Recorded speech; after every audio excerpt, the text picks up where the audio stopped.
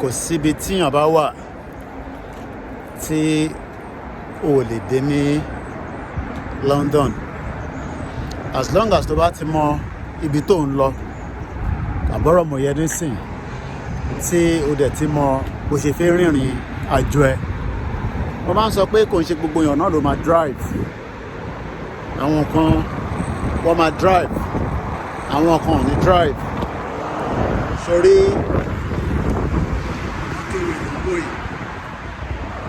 ilé ló ń pè ní 812 àbọ̀rọ̀ mọ̀ yẹn nísìn. Beauty motorway wa ni pé àtẹni tó ń drive o àtẹni tó drive kò síbi tó lúkálukú ò lè dé.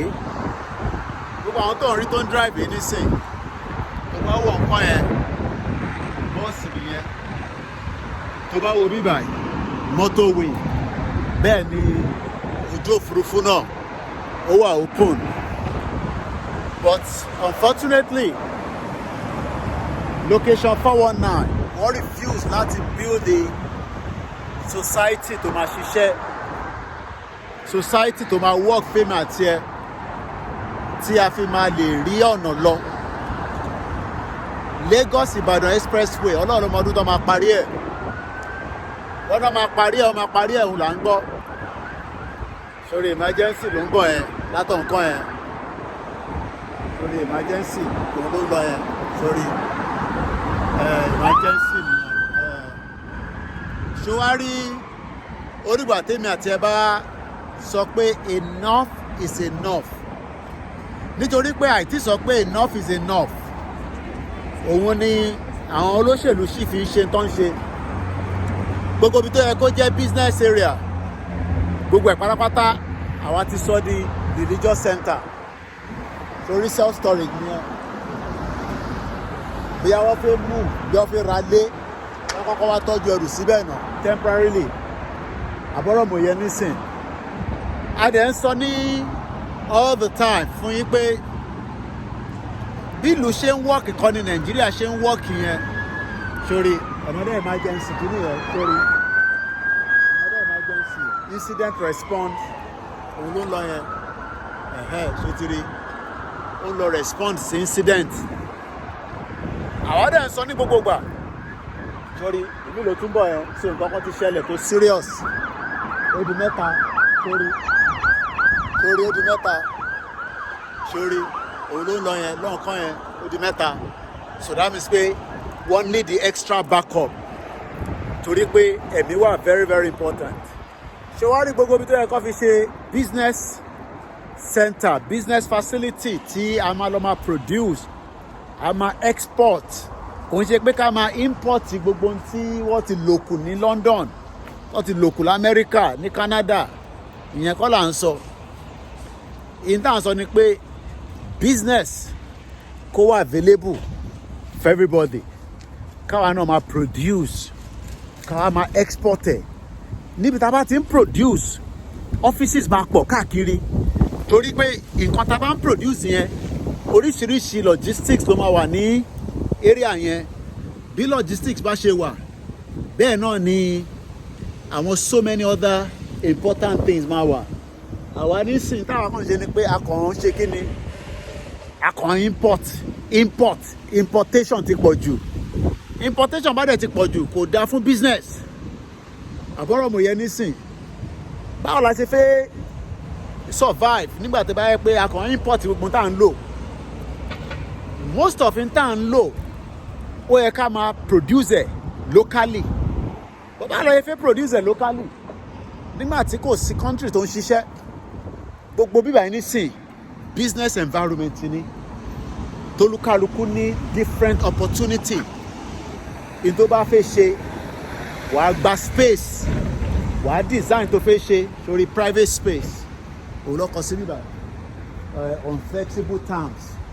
Wàá rent ẹ̀, o fẹ́ ṣí ṣọ́ọ̀pù ni, o fẹ́ ṣí ọ́fíìsì ni, photographer ni ẹni, whatever you are, but wọ́n make the enabling environment fáwa. Láàrin ẹ̀ náà a máa kọ́ lẹ́sẹ̀gbẹ́ ẹ̀ sórí àwọn kan ló wá deliver nísìn. delivery ó yẹ káwa náà ní services bẹ́ẹ̀ tó máa wà ní gbogbo state wa kankan ní gbogbo local government kankan àbọ̀rọ̀ mọ̀ yẹn nísìn àwa wá ní ilẹ̀ tó pọ̀ àwọn eléyìí ò ní ilẹ̀ so ìwọ̀nba ilẹ̀ tó ní wọ́n manage sórí wọ́n manage all the time wọ́n squeeze nítorí pé wọ́n ní space yẹn tó pọ̀ àwa tá bá ní space ẹni tó bá ní vision tó bá fẹ́ gbé vision yẹn wá sílé ẹ pa vision yẹn mọ́ lára ẹ ní jẹ́ kó rí vision yẹn ṣe so báwo la ṣe fẹ́ progress in tó ń jẹ́ káwọn èèyàn máa pẹ́ labroad nìyẹn torí àwọn èèyàn fẹ́ wálé láti wá develop torí nǹkan kan ló ń lọ níbẹ̀ yẹn nísìnyí torí development never ending ọ̀tọ̀ làwọn tó máa kọ́lé ọ̀tọ̀ làwọn tó máa wá fix wiring oríṣiríṣi then tó bá ti ṣe tán ọ̀tọ̀ làwọn tó máa tún ní reason tó ṣe fẹ́ ṣe kí ni tó ṣe fẹ́ gbalé yẹn bí wọ́n fẹ́ fi ṣe business ni but lọ́dọ̀ tiwa nísìn tá a bá wí ẹni ká dákẹ́ ẹni ẹ wo Mr. Owólabí tó wá sílé ẹ wo àwọn tó ti wá invest kí lẹ padà ṣe fún wọn náà olúkàlùkù tó padà sá lọ sórí investment property is a big time investment torí pé àwọn oníṣẹ́ ìgbọ́dọ̀ sùn síbì kan ibì kan náà máa sùn sí but lọ́dọ̀ tiwa gbogbo àwọn tó wá invest lọ ti sá padà torí pé policy government policy were very very important. How do you expect investors to come? Nígbà tẹ́ bá ń change policy lẹ́ẹ̀mẹ́wàá tẹ́ ń change policy lẹ́ẹ̀mẹ́wàá and gbogbo ìdí sórí construction bó ṣe ń lọ